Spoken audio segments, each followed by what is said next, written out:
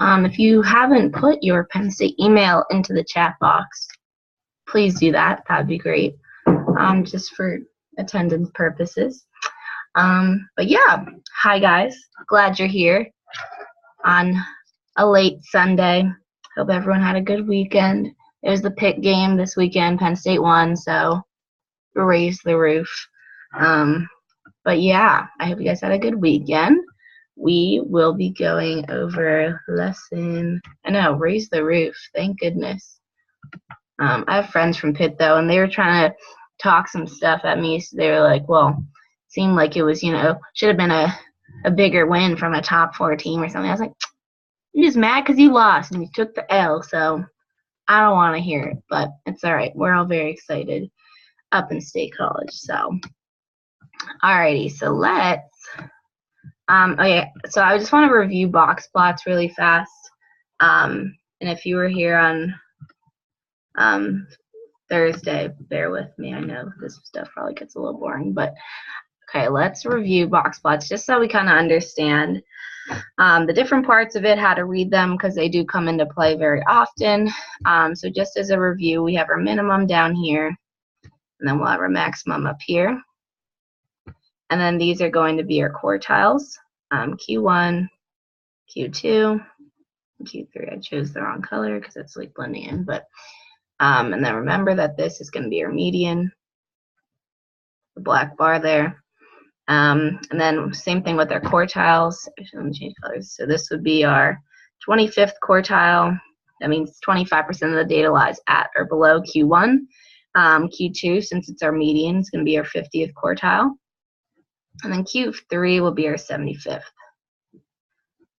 So just keep in mind that basically all these are representing 25% of the data. Whoop.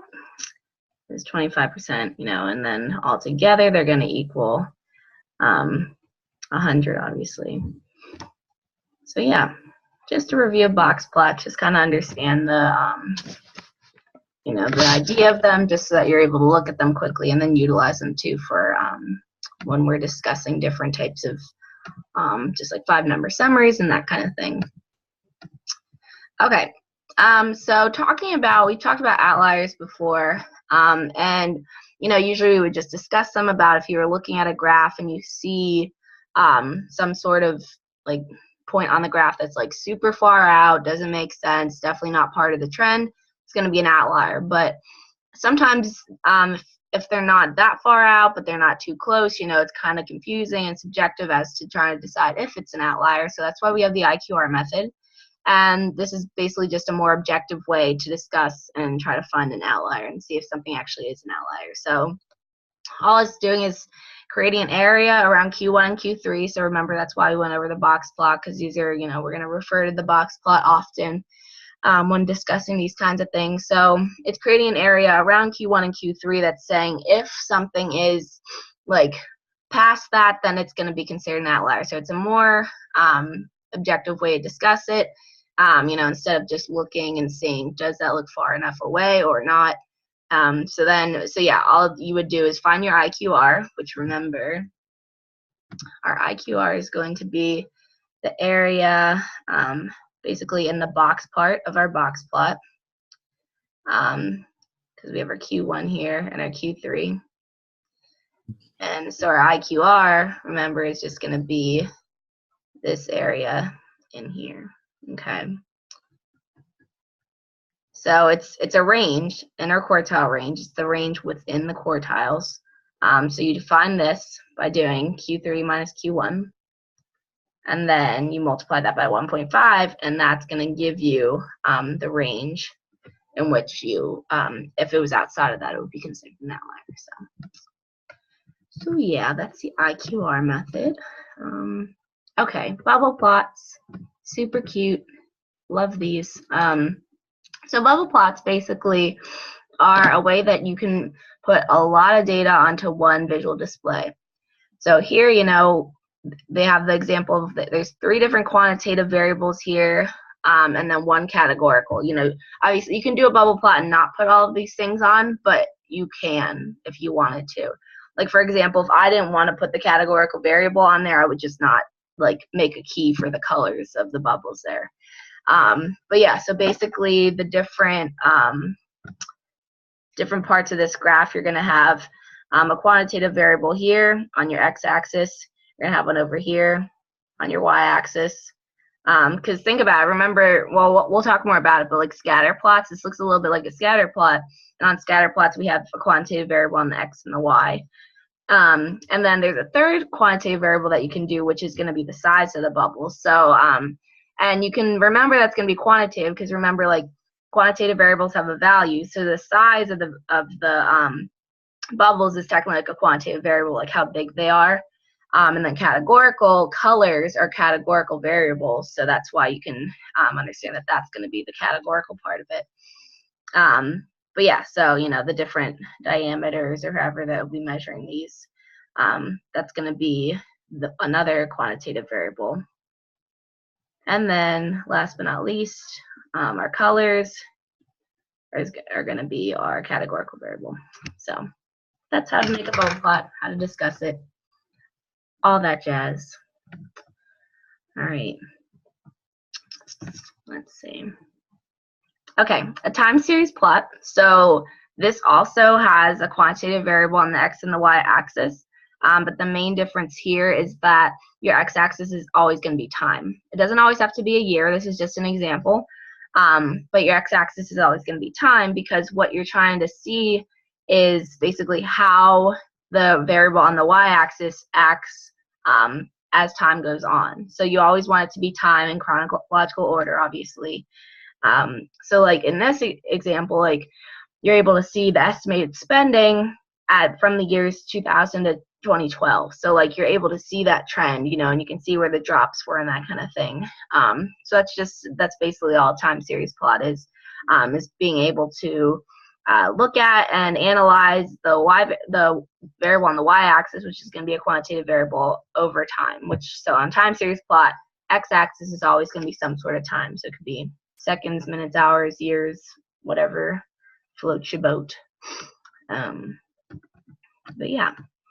Okay, so these are other ways to display data dependent on what type of data we have. So we talked about before, you know, if we have like categorical data, we can use a bar graph, a pie chart, a frequency table, that kind of thing. If we have quantitative, we can do a histogram, dot plot, that kind of thing. So here, this is basically a way that we can discuss or we could display one quantitative and one categorical variable, okay? So just to point out, so for these side-by-side box plots here, we have our quantitative variable over here with age. This is going to be our quantitative. Wow, I can't write at all. Okay, and then down here our gender, this is going to be our categorical. So yeah, this is just an example of how you're able to compare the two. You know, and here's box plots again. You know, make sure you understand that down here is going to be the minimum of each of them. And then, you know, you have, these are your outliers up here. And then, you know, your median, etc. So, you know, this is a good way to compare the two. You know, if you were trying to compare the minimum gender of actors and actresses, this is a very good way to visualize it. You know, if you're comparing gender and age, it's a very easy way to visualize it. You can see that the minimum is much lower for actresses than it is for actors. So you can make an association, you know, between that usually actresses are younger than actors, that kind of thing. So, and same thing here with the dot plot. It's another way that we can display quantitative data, but we basically throw in the categorical data by making it a dot plot with groups. So here's our groups over here. These are going to be our categorical variables. That's how we, you know, changes from just being a normal dot plot. And so we have our dot plot still showing you the frequency of whatever you're looking at. So we have our length, you know, how frequently is 600 a length, you know, 603 happens once, that kind of thing. But then in order to compare them, and like these are usually used if you want to compare two different things, like two categorical data, like two categories of a categorical variable, and then compare it, you know, quantitatively.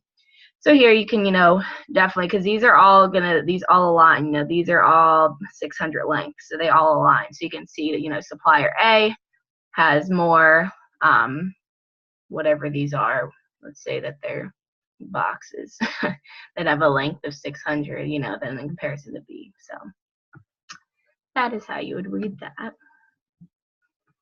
Okay. All right.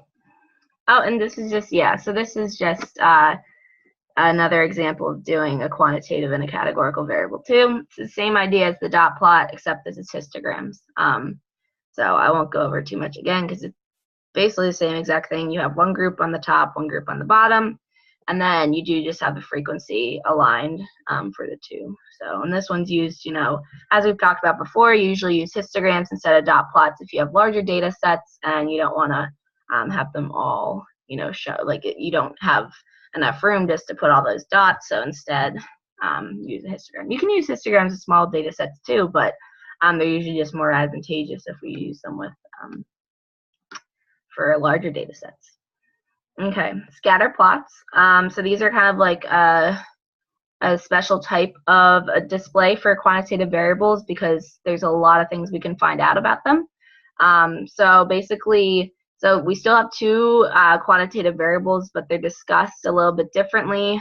We have on our x-axis is the explanatory variable, and basically that's going to be the one that explains. If I can get my little draw thingy going on here. Yeah, okay, this is going to be the one that explains the response variable. So our explanatory variable is going to be independent, and then our response variable here is going to be dependent. So response variable is dependent on the explanatory variable. So over here, I just have the 4 different ways that we usually describe quantitative or scatter plots. So we talk about the direction, the form, the strength, and the outlier. So direction is just saying, is it going positively or negatively? So a plot that goes positively would look something like this. You know, from left to right, is it going up? So that's going to be positive.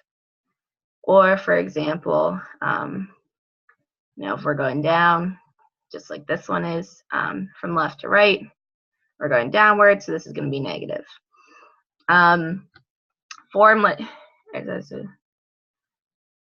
No, your x-axis is always going to be your explanatory variable, and then your y-axis will always be the response one, because basically you're trying to decide, you know, like whatever this number is, you want to find out, you know, what values here of the response variable is that going to correlate with. So your x-axis will always be explanatory, and then your y-axis will always be response. Have you seen it before another way?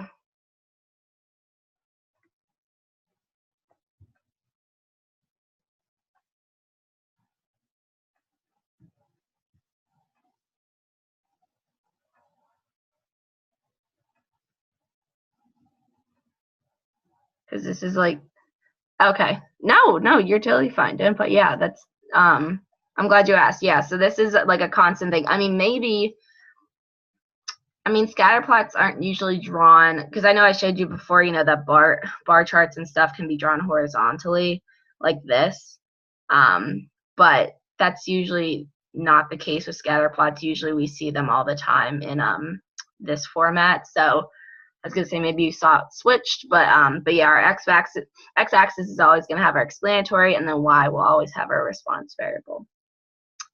But yeah, so the next thing that we talk about is form. So that could linear, nonlinear. So this is an example of linear that I just drew here. Nonlinear could be like maybe like a parabola or something like that. That would be nonlinear here.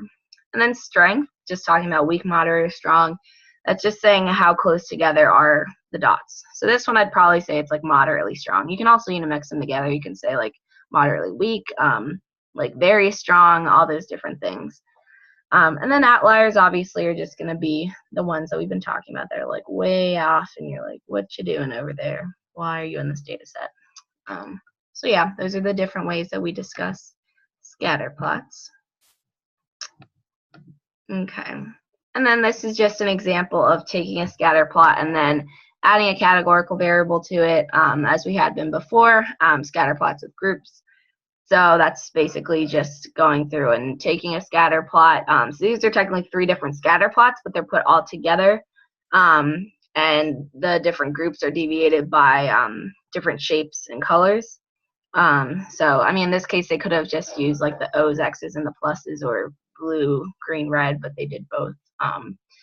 But yeah, so that's just a way that you can discuss like the strength and direction of something, outliers, that kind of thing, but with different groups, so you can put a categorical variable in there too. So that's basically the only difference between this one and a normal scatter plot.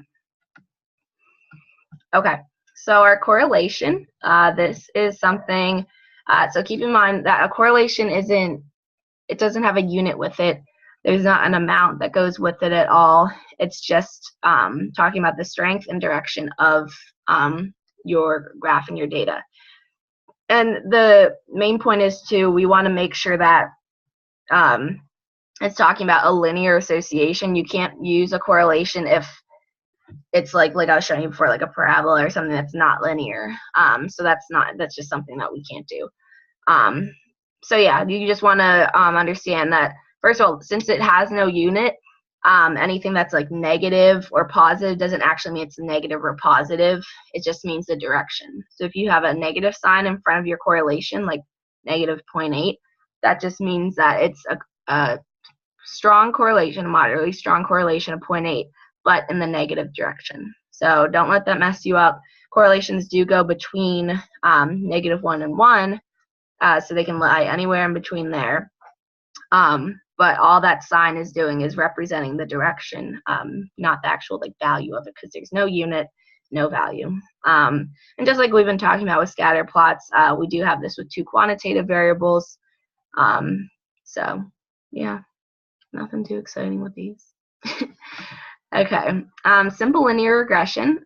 So this is basically a way that we're able to compare the real data that we have to like what the predicted data would be. So, you know, a simple linear regression line can be something that, you know, if you have a data set like this, you know, and your line gives like this, it probably wouldn't. But for example, you know, this could be something that we get from using this equation. So y hat is just going to be our predicted value of y.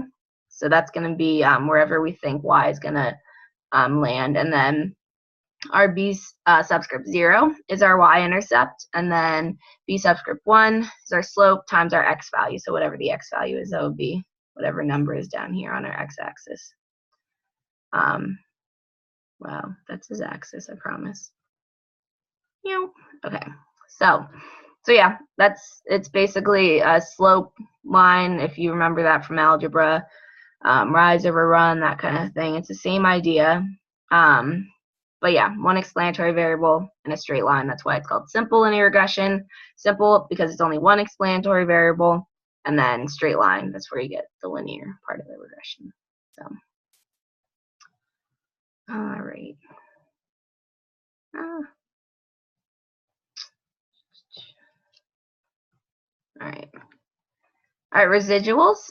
This is basically utilizing that simple linear regression line in the way that we will have, you know, if we have a graph, and like I said, you know, you have dots doing their thing all around here and whatever, and then you plot that regression line,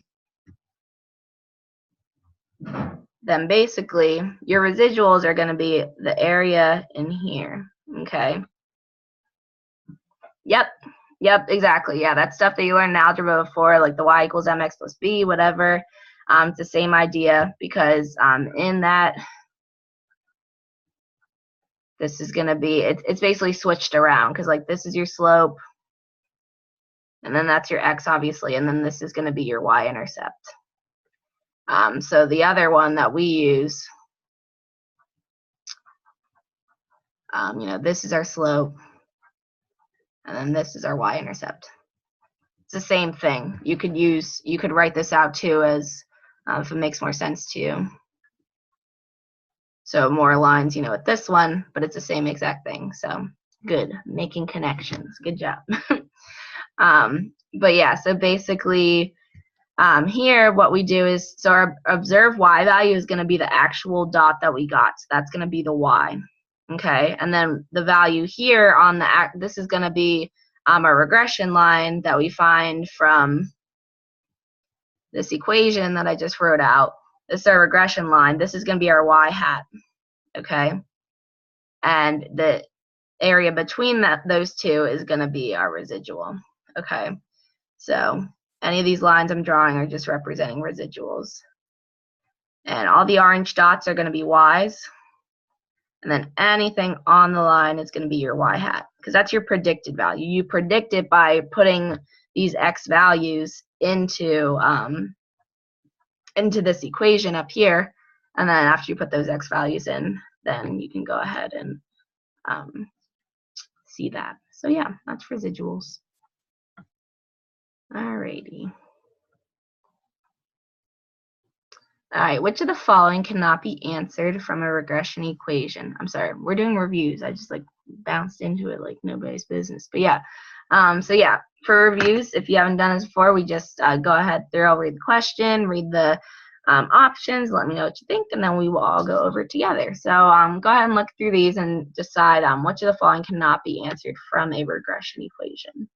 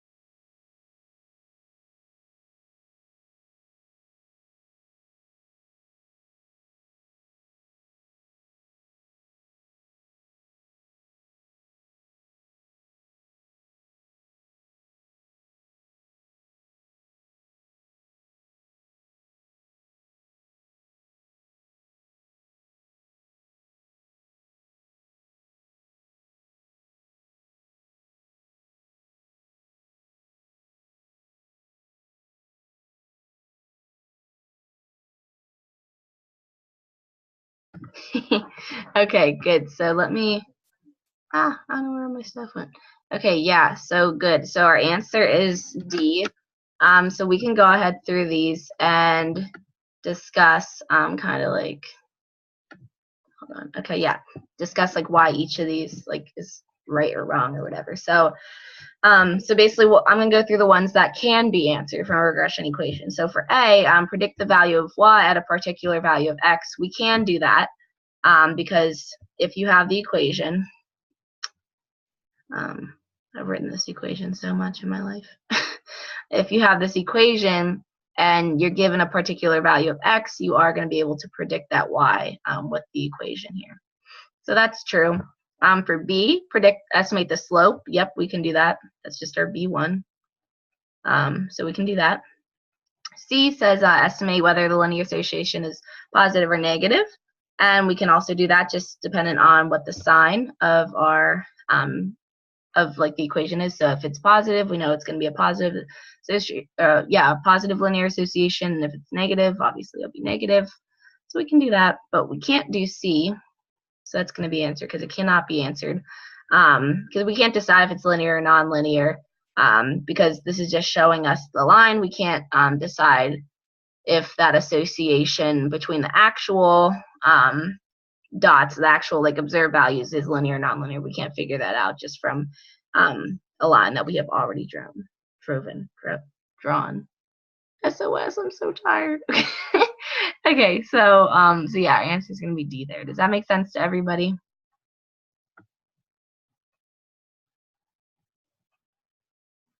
Cool. Oh my gosh. I'm sorry, I'm like realizing all the cool new things we have on here. What can I do here? Wow. Wow. All right, let's move on. I'm just, right? Right? All right, let's see. Oh, I'm kind of sad that I had to erase that. I'm going to start using these things. I have to like work with this. Okay. All right, let's do another one. Okay. So regression between foot length, response variable in centimeters, and height, explanatory variable in inches for 33 students resulted in the following regression equation. Y equals 10.9 plus 0.23x. One student in the sample was 73 inches tall with a foot length of 29 centimeters. What is the predicted foot length for this student? So go ahead and try to solve this one and let me know what you think.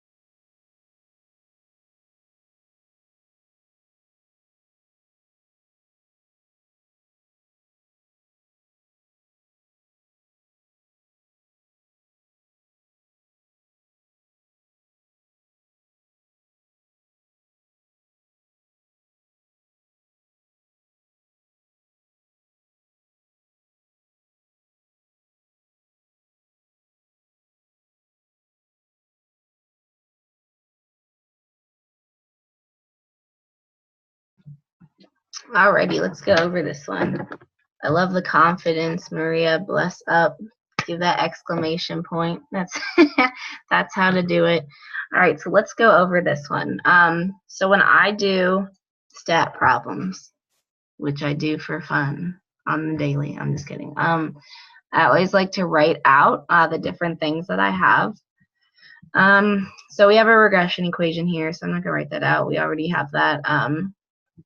But I do want to write out that, you know, our explanatory variable, oops, that's going to be the height. And then our response, so remember this is our x, this is our y. And our response variable is going to be our foot length. All right, so then what we have is, and then given the information down here, we have our x is going to be equal to, like that's our height, so x is going to be 73. And then our y is going to be 29. Or I'm just kidding, we don't have our, we have our x, and then we're trying to decide the foot length, or like the predicted foot length. This is our observed, so technically this is going to be like our y, but remember, you know, we're trying to find like y hat, this is going to be our predicted. So we're looking for the predicted. We have x equals 73. So if we plug this all into the equation to find this predicted, this is going to be our predicted foot length here, our response variable. We're just going to do 10.9 plus 0.23, multiply that by 73, Remember, that's our explanatory variable here. This is x. This will end up giving us 10.9 plus 16.79. Did that in my head. Just kidding, I wrote it down. And then we get 27.69. So our answer is B. Does that make sense how I did that to everyone?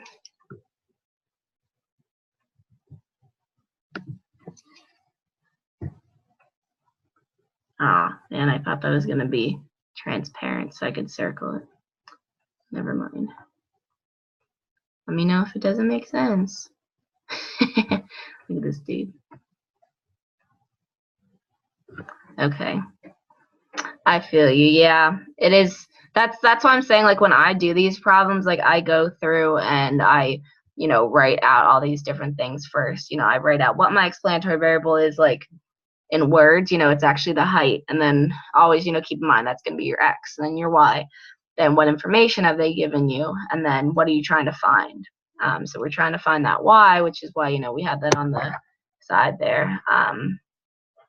Yeah, definitely want to keep in mind that it'll get straight in your head, but think about explanatory x, explanatory x explains the response. The more and more you do it, it'll become second nature to you. But yeah, I know, yeah, you got to find ways to do it. I'll give you guys tricks that I used throughout the semester. Some of them are pretty dumb. I showed you last week my little IDK guy for unions, but it's alright. Just anything that, if it helps one person, maybe that's exciting. So alright, let's keep cruising here. Alright, so in the simple linear regression equation, y equals b subscript 0 plus b subscript 1 x, symbol x represents what? Go ahead and see if you can answer this one.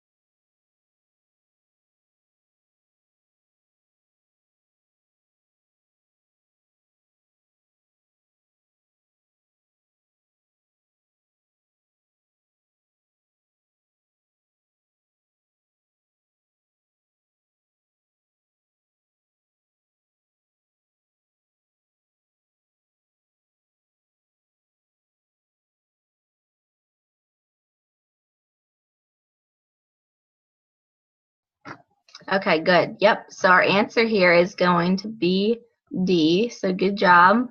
So if we go through these A, our estimated or predicted response, remember that's going to be our Y. So when we have that here, so it's not going to be A because we're looking for X. B, our estimated intercept is going to be B0, so that's not correct. C, our slope, B1. That's not going to be correct. So then D has to be our answer because that's going to be X. So this is, remember, our explanatory. Yeah. Okay. See, don't worry, I'm driving that point home, so hopefully this helps. But everyone understand where I got all those symbols from and everything.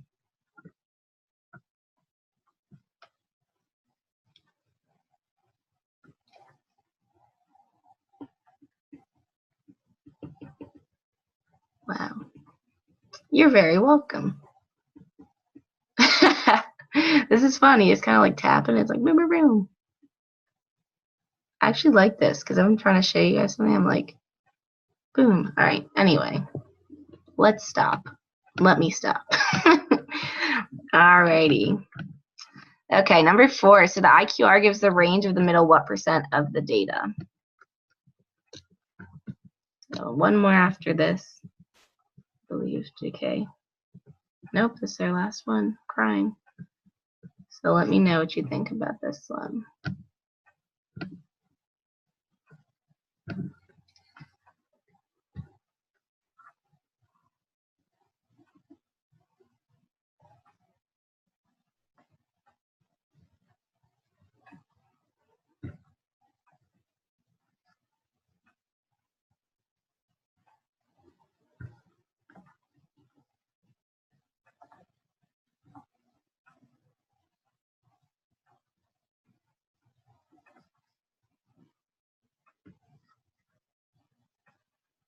Okay, good. Perfect. Yep. So the answer is B here. So if we look at this, remember our IQR, it stands for our interquartile range, okay? So this is the range within our quartiles. So you do this by doing Q3 minus Q1. And then it's going to be our IQR. And then if you remember, our quartiles are like they all make up 25% each of them. So if this is 25%, this is 25%.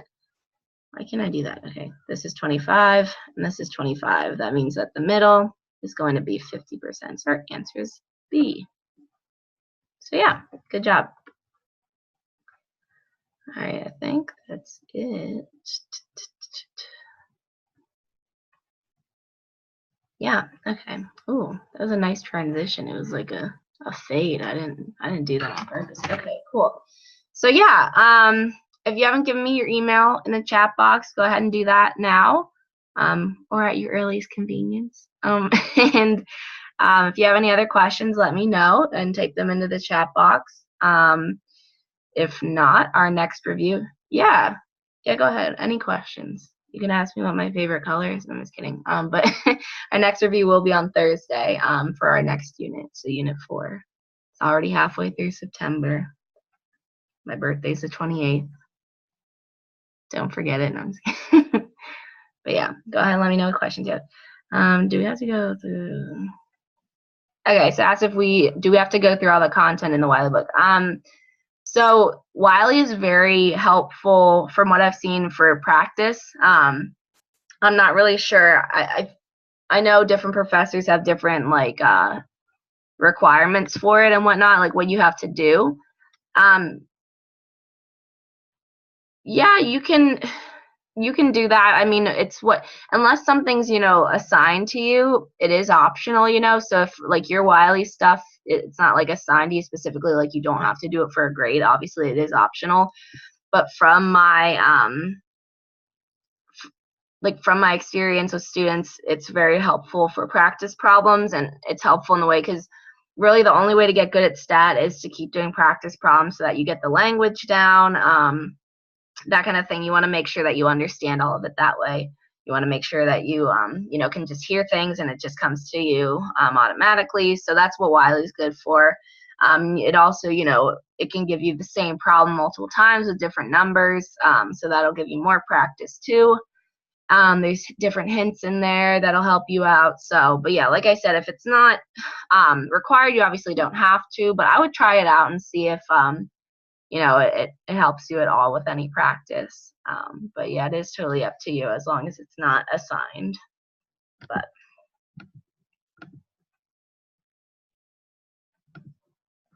got you.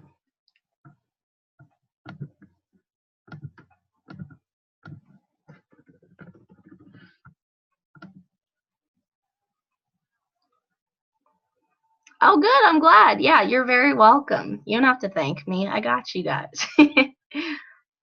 But yes, okay, cool. I'll see you guys Thursday. Have a good week. Thanks, Maria. So kind. And I straightened my hair a little. I did it specifically for this stat review. No, I'm just kidding. But okay, yeah, you guys have a great night and a great week, and I will see you soon.